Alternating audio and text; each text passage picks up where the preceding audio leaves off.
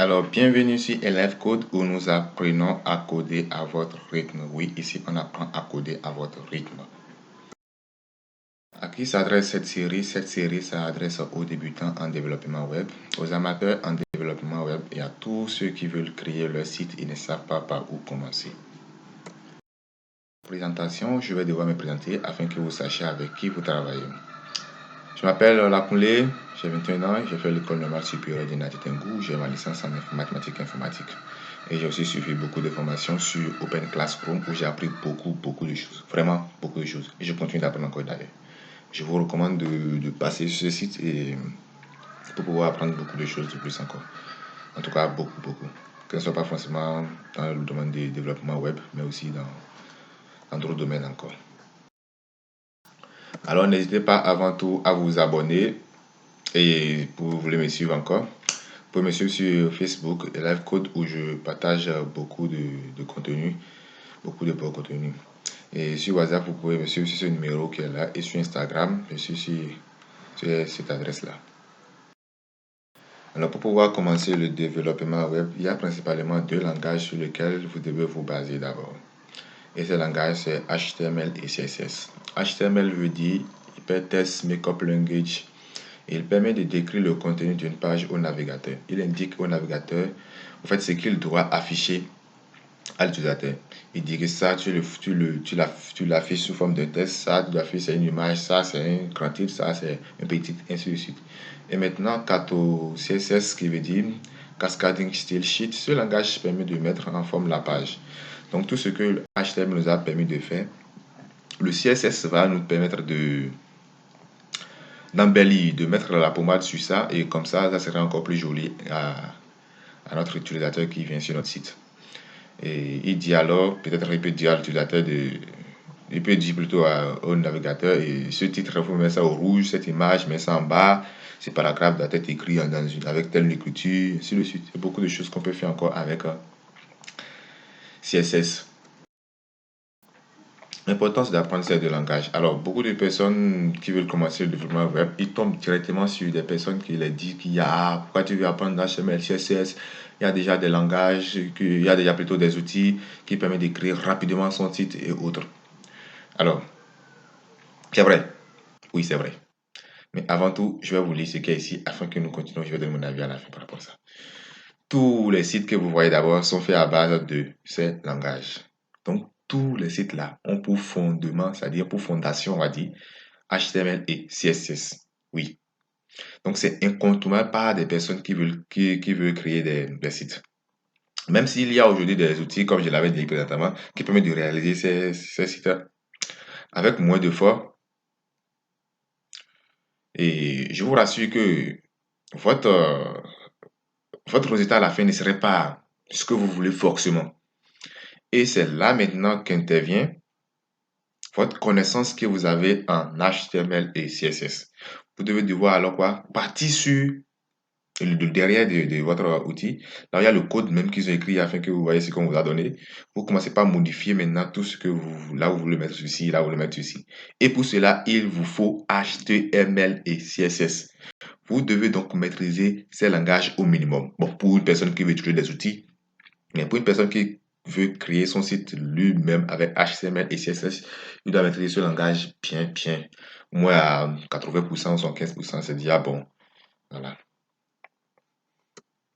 Donc, il faut comprendre que c'est d'une grande importance. Et d'ailleurs, c'est ça YouTube a utilisé pour pouvoir créer son site. Comme j'ai déjà dit, c'est basé sur ça. Là où la vidéo est là maintenant, c'est HTML, CSS qui ont permis de placer cette vidéo-là.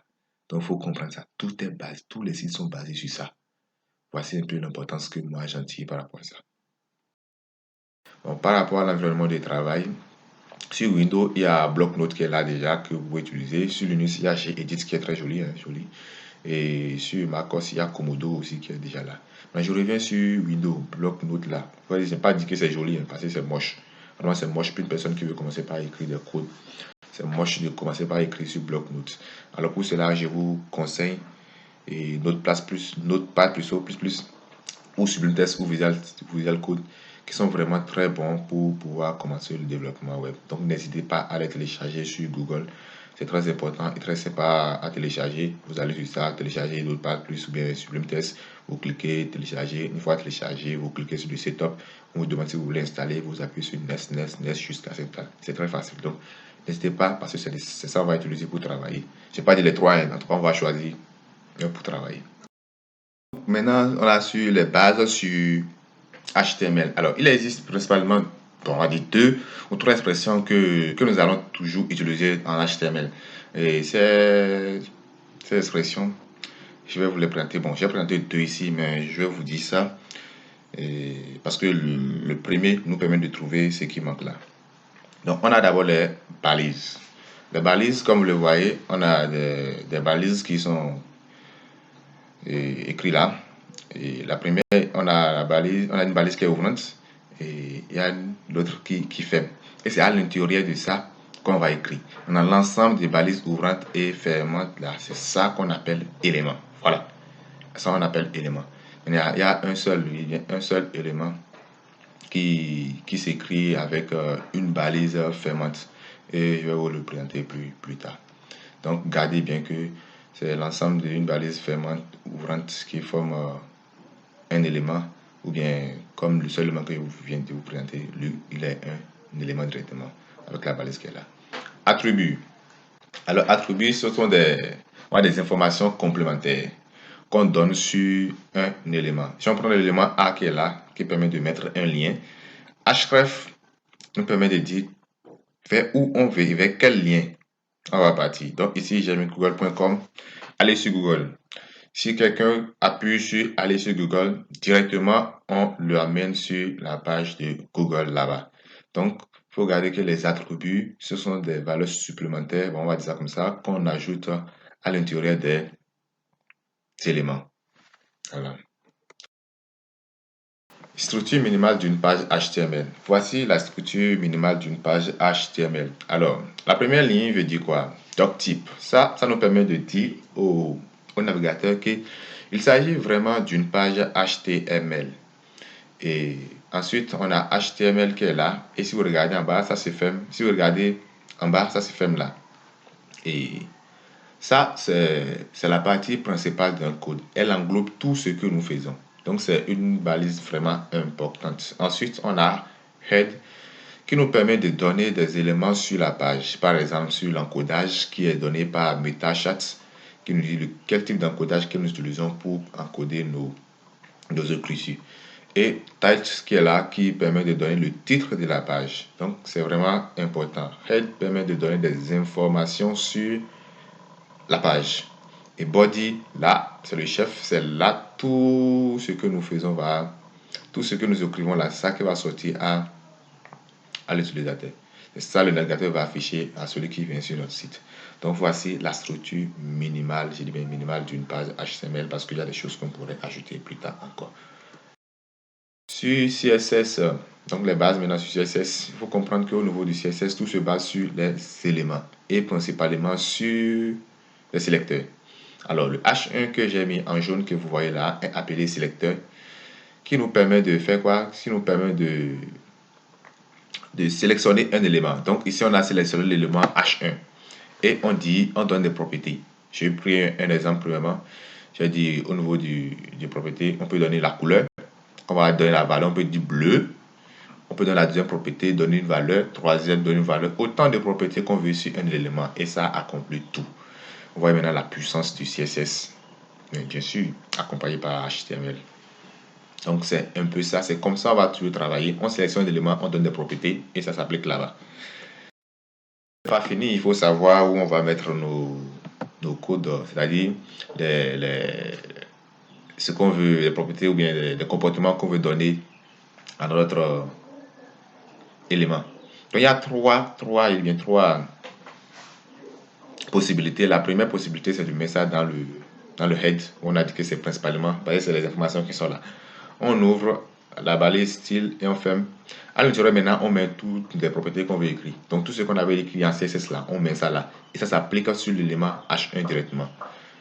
Deuxièmement, on peut placer notre style, c'est-à-dire notre code CSS dans une balise ouvrante. Si vous voyez bien, si on prend l'élément P qui est là, j'ai écrit style, et vous voyez propriété 1, on écrit la valeur, propriété 2, on écrit la valeur, et on ferme là-bas, on ferme la balise fermante. Après, on écrit ce qu'on veut écrire au niveau de l'élément et on écrit la balise fermante. Donc, c'est une deuxième possibilité d'écrire du code et du CSS plutôt dans la page HTML. Voilà. Maintenant, et la dernière possibilité, c'est de mettre notre style. Quand il dit style, il faut comprendre que c'est CSS directement. Donc, c'est de mettre notre fichier CSS dans un fichier à part. C'est-à-dire notre code plutôt CSS dans un fichier à part. Dans ce cas, maintenant, notre fichier HTML serait à part et notre fichier CSS serait à part. Et pour cela, on doit faire appel à notre fichier CSS dans notre page ou dans notre fichier HTML. Pour cela, on utilise link qui veut dire lier, voilà, le lien. Et on dit qu'on veut relier quoi? On veut relier une feuille de style sheet, qui est une feuille de style. On donne href, c'est-à-dire on dit où on veut le prendre, c'est qui, voilà. On dit que c'est style CSS, donc ça veut dire que dans le dossier où nous serons là-bas, on va écrire sur notre fichier CSS style.css. Et comme ça, il fait appel à ça et tous les comportements que nous voulons s'appliquer sur l'élément dont nous voulons. Donc voilà les trois possibilités pour pouvoir mettre notre code dans le fichier, pour pouvoir mettre notre code en application sur HTML. Alors nous voici à la fin de cette partie introductive, oui, une partie introductive, et je vous dis merci d'avoir suivi jusqu'à la fin. Et si cette vidéo vous a plu, laissez-moi un pouce bleu et partagez cette vidéo avec vos amis et proches afin d'agrandir cette communauté. Donc n'hésitez pas, mettez un pouce, ça me donne de l'énergie afin de pouvoir partager plus de contenu sur HTML et CSS et d'autres langages que je vais partager avec vous par la suite. Et c'est pas fini, à la vidéo suivante où nous allons commencer par coder, bien coder à votre rythme. Alors à la prochaine, ciao.